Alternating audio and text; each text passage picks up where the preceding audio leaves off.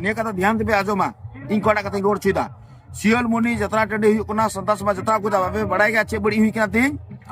मिटे कोड़ा और कुड़ी तीन उना बागान तला रे जो रेस्पेक्ट करते गे तीन इन ये वीडियो शुरुदा तो तीन इन जहां जिनिस ने डिस्कस तबना सेटा दो हुकना हेवी ट्रेंडिंग जहां नितो रिसेंटली चला कना अबवा समाज रे अबवा कम्युनिटी रे मिटेन हांडी परव विरोध निये मिटे जे कंट्रोवर्सी चला कना जात्रा पाता मेला खेला निये जे विभिन्न रकम कंट्रोवर्सी चला कना विभिन्न रकम अबो ऊपर रे बात विवाद चला कना जहां दो अबो समाज ऊपर ते मिटे नेगेटिव असर पड़ा कना तीना गान दो सही या से तीना गान दो गलता उना को विषय निये गेबन चर्चाया आमें बड़ाई गे इना वीडियो रे थोड़ा यूनिकनेस तेहना सो उना एते आम ते आशा कना जे आम एप खय मुचे हबी आम तेहना आ जदी चैनल रे नया गया अवश्य सब्सक्राइब करते बेल आइकन दबाव का जदी वीडियो मोचे मको अवश्य लाइक करते गेम चला और आमा मूल्यवान कमेंट एम दो एकदम आलम हिरिया तो तीन अबो संताल समाज रे जहां मिटे कंट्रोवर्सी चला कना मिटे विरोध चला कना हडी परव निये मेला खेला निये पता छाता निये अब समाज तीन नोकान मिटे पोजिशन रे तेगु कना अब तीन नोआ समाज खय बांग बुन अचो दाड़ी कना बांग नोडेना सोल्यूशन बुन अगु दाड़ी कना तो तीन अब बुन डिस्कसा जे अब समाज रे हो जे मिटे हडी परव निये मेला खेला निये मिटे विरोध चला कना मिटे कंट्रोवर्सी चला कना निये परिस्थिति खय अब चिकाते बुन उडुकुआ से अब निये परिस्थिति अब चिकाते बुन सामना किया निये को व्यापार निये सो तीन जदी अब बुन नेला अब समाज रे एमन मिटे परिस्थिति बुन अगु कदा जे तीन अब बांग नोआ परिस्थिति खय बुन उडुक दाड़िया कना से बांग नोआ परिस्थिति ना तीन सोल्यूशन बुन अगु दाड़िया कना सो उना एते तीन अब एमन मिटेन टाप मिटेन सिचुएशन बुन न्यूरव कना जे अब नोडे खय चिकाते बुन उडुकुआ मेनते नोडे खय निये सिचुएशन का अब चिकाते राहत बुन नाम किया मेनते तो उना एते मी बार कथाई लेया जदी समाज रेना पासे मी बार उपकार रे लगा सो उना एते आम निये वीडियो रे एप खय मुचे हबी जरूर तहना तो तीन अब जहां हडी परव से मेला खेला बंद निये कथा बुन रॉडदाम निये एक्चुअली मी दिन ना व्यापार बांग कना निये अब जेनरेशन पर जेनरेशन से जुग पर जुग साल पर साल तीन हबी ते किंतु निये पोजीशन रे हे सटर कना तो तीन अब नितो आजका हठात करे बुन मेनदा जे हडी परव बंद मेला खेला बंद पता छाता बंद अब निये परिस्थिति रे हठात करे निये जिनिस अब बंद किंतु हेबी टाप से तीन अडी आघात गे बुझर ना गे व्यापार कना सो उना एते अब तीन निये जिनिस ना सोल्यूशन लिकाते अब फास्ट रे निये जिनिस नियल दरकार कान तबुना जे एक्चुअली तीन जे हडी परव से मेला खेला जिनिसटा अब नियल दा जे अब संताल समाज रे जहां कल्चर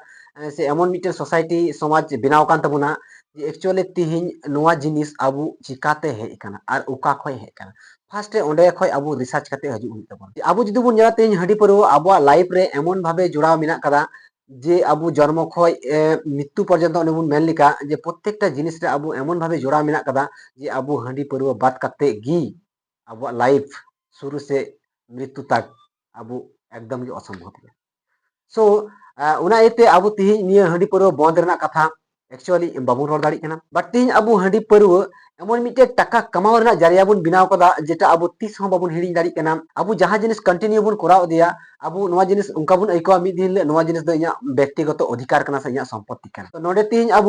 नोआ जिनिस रे नुका बुन नेल नाम दा जे तीन इन जुदी हडी परव बन अखरिया हडी बन व्यवसाया तले इया लाइफ रे जहां अर्निंग हजू कना इया लाइफ रे जहां इनकम बोलो कना इया लाइफ जे इया फैमिली जे इया संसार चिकाते मेंटेनो कना निया मेंटेन किंतु इया लाइफ रे हेबी मुश्किल हिया अर्थात इया लाइफ मेंटेन गी बंद उतरो सो एक्चुअली निया चिंता भावना अका को हिजुना कारण निया चिंता भावना हजू कना अभ्यास खय अभ्यास आम जुदी तीन हडी परव बाम अखरी लिखाय आमा लाइफ आमा संसार की बांग मेंटेन तमाम निश्चय मेंटेन पान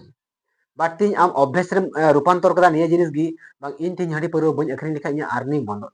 एक्चुअली बांग कारण आम चिंता में जहां दो हडी परव बाको व्यवसाय दा एमन की आम खय हो खराब कंडीशन रे मेना का कवा उनको की बाको असुलो करा निश्चय को असुलो कना उनको को असुलो कान गया आम हम असुलो कान गया बट उनको चिंता भावना निये कना जे इन इया कठिन परिस्थिति हुई चुकी इया लाइफ रे इया अर्निंग होयतो कम हुई कना ठीक गया बट एमन मिटे जिनिस ना सहारा बइन हतावा जेटा आलिया समाज से इया लाइफ रे मिटेन गलत असर हजू बट आमा चिंता उनी ठे खय अलग दो निये गी हुई कना जे आम मिटे निये जिनिस के टाका कमावना जरिया बिनाव कदा चाहे समाज ना जहाना गे हुई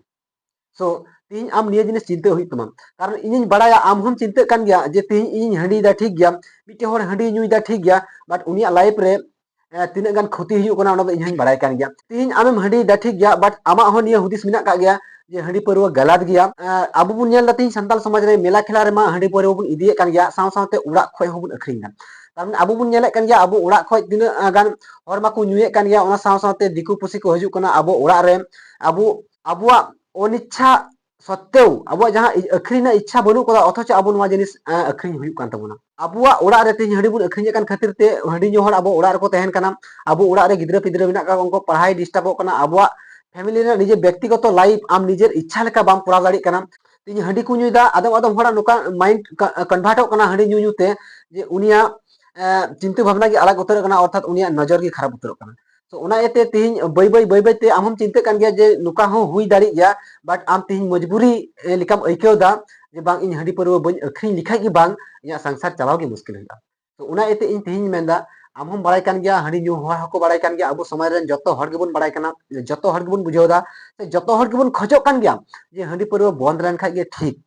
बट अब तीन पैसा कमावना जरिया बन बिनाव काते तीन अब बन मेंदा बांग हंडी परवा दो बांग बंद उचित खाना बट आम जदि तीन मिटन ऑफिसर से मिटन कानूनी हर जदि कुल्लाम खा हंडी परवा अखरीन बांग गानो कान तपे अथच आपे हंडी परवा दापे समाज विरोधी लेकापे कमिदा आपे किंतु निये ठीक बापे कम ताले आम नोडे चे आंसर मेम किया आम निश्चय निये गेम मेन किया आले तो मिटन संताल कम्युनिटी रे हर कानाले आले संताल समाज रे हंडी परवा की असल जिनिस काना हंडी परवा जदि आले लाइफ रे बांग तहेना आले जदि बाले हंडी परवा या ताले आले बोंगा बोरू प्रत्येकटा जगह रे आले हंडी परवा की लगा आम निये की आंसर मेम